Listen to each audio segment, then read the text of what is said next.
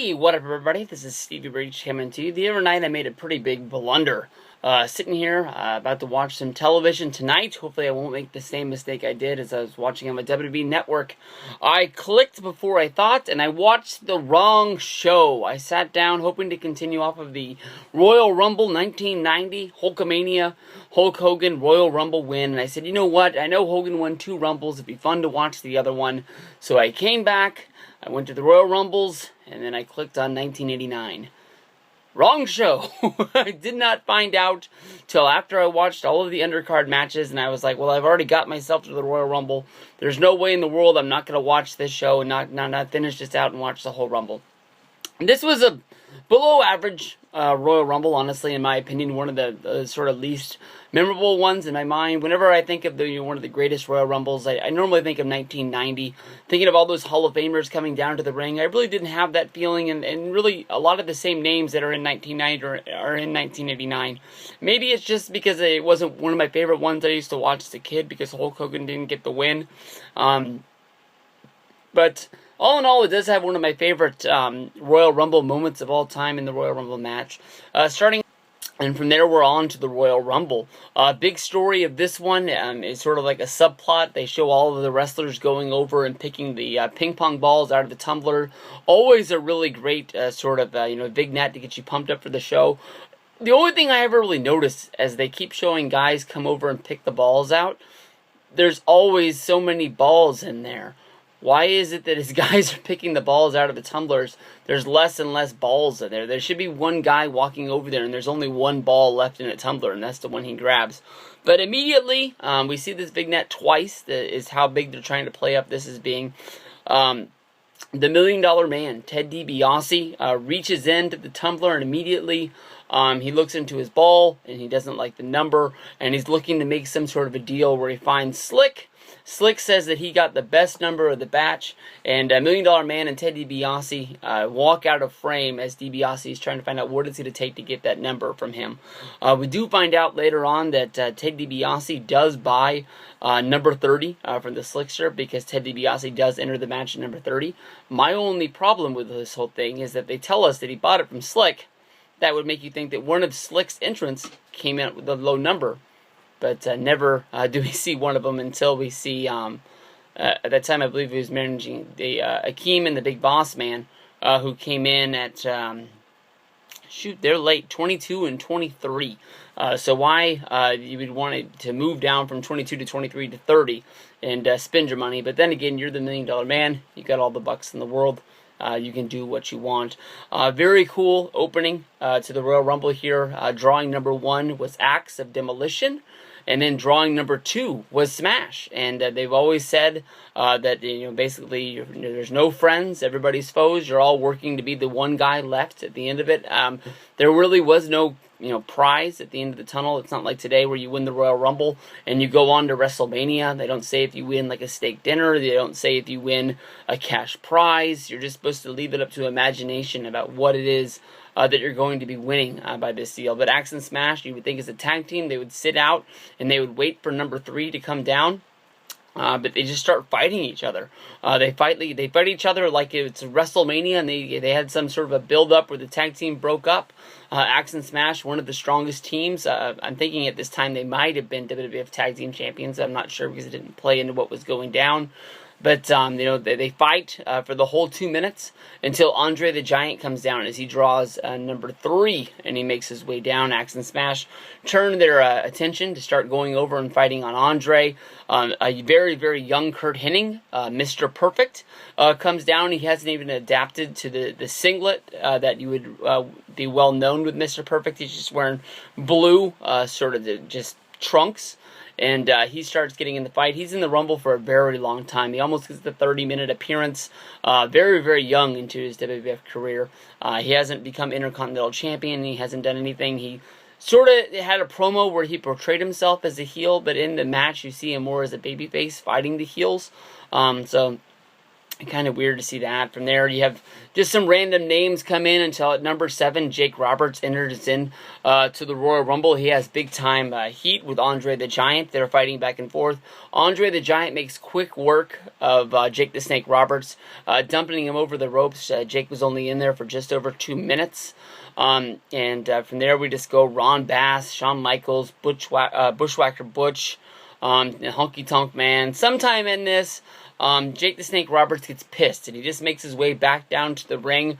As he comes down to the ring, he's got Damien with him, and he just slides Damien into the ring like Damien was a surprise entrant into the Royal Rumble. Andre the Giant says, fuck this. He jumps over the top rope on his own, eliminating himself, heading back to the back. And, Jake the Snake Roberts takes this as some sort of a win. They would go on to have a match at WrestleMania 5. Where they would be, a big-time feud going up against each other on the show. Nothing much happens from here. Bad News Brown plays a big point in this match. After Bad News Brown comes out Randy Savage, who is the WWF champion at this point. The place pops bananas for this when he hits the ring. And Savage starts, fighting around and, being in the ring for a long time.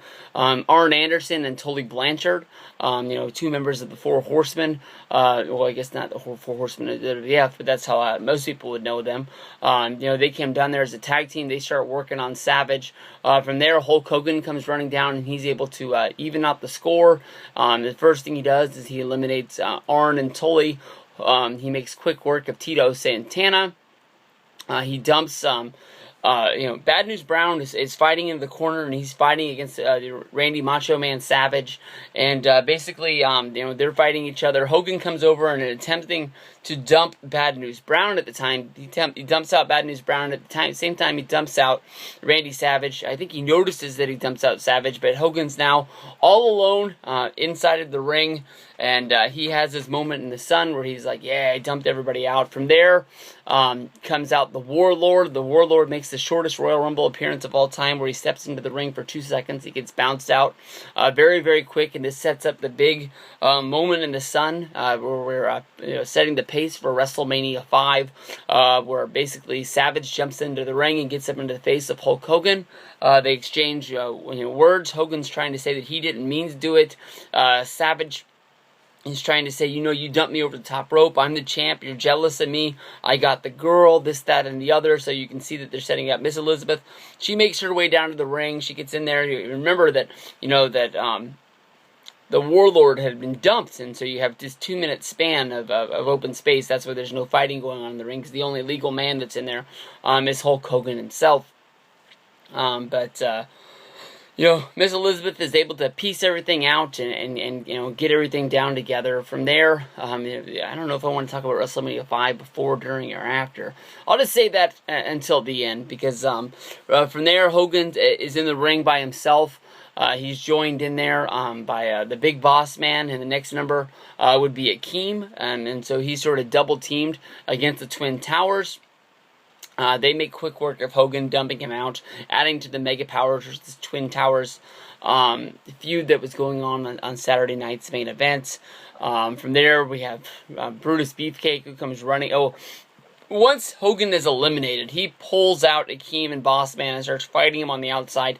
They start double teaming and making work from there. Brutus Beefcake, always been a good buddy of Hulk Hogan, comes running down. He's trying to even the score. Finally, the referees get everybody figured back into the ring. They put the Twin Towers back in there. Neither one of them went over the top rope. Beefcake's back in there, and he's getting beat down on. Hogan's trying to go in there because he wants to beat these guys up. The refs have to, break it up and pull him out of there. And, he just comes out like a mega crybaby, almost like he did at WrestleMania, losing to the Ultimate Warrior, where he does the big show-off, where he cries and hands the belt over to Warrior, and he makes the big deal where, he's the ultimate babyface. He might be the champion, but I'm the guy that everybody came to see, sort of deal. From there, Akeem, there we go, from the Red Rooster, the Barbarian, Big John Studd, Hercules, Rick Martel, and Ted DiBiase sort of even out the score. DiBiase comes out to number 30 to no surprise. He fought his way into the big one. Everybody fights around until it's just Big John Studd and Ted DiBiase. DiBiase tries to, pay off and get the win. Big John Studd, he won't take the money. He's trying to come off like a big guy. Studd finally eliminates DiBiase. From there, Virgil runs in and he tries to beat up Studd. Studd beats him up. It's always been sort of questionable about why Big John Studd got the win at the Royal Rumble when he didn't really go on to do anything except being a special guest referee at WrestleMania 5. They weren't really paving the way for anything. Dave Meltzer on the Wrestling Observer, he always talks about Studd was being hyped up to have matches against Andre the Giant on house shows that was supposed to be able to headline and draw money. In my mind, it just didn't seem like it's going to go down. This, of course, was setting up for WrestleMania 5. Savage versus Hogan. Of course, the next month on Saturday night's main event, they would have the big Mega Powers versus Twin Towers match. During that match is when Savage falls out of the ring and he knocks down Miss Elizabeth. Hulk Hogan scoops up Elizabeth, taking him into the back, leaving Randy Savage to fight for himself before finally, I believe, losing the match and then coming back to the doctor's care, trying to find out why Hogan is caring about Miss Elizabeth so much. Instead of him, they turn on each other. I've always wondered why, if Hogan was his friend and he's always denying that he wanted to have this relationship with Miss Elizabeth and steal him away from him, why he gave in to Savage, saying he would fight him instead of saying, I'm your friend, let's not do this. But, I guess you had to have the big headline at WrestleMania 5 where Hogan would win the championship back. And he does win Miss Elizabeth. Miss Elizabeth doesn't go on the show. He doesn't become like his girlfriend. But at many big shows, Miss Elizabeth would come out and be in the corner of Hulk Hogan. So it sort of like played into the fact that Hogan did steal her.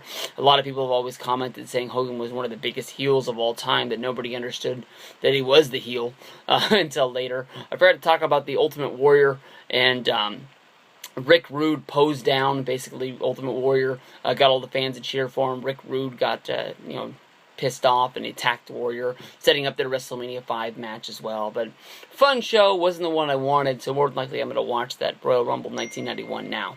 Peace out, everybody.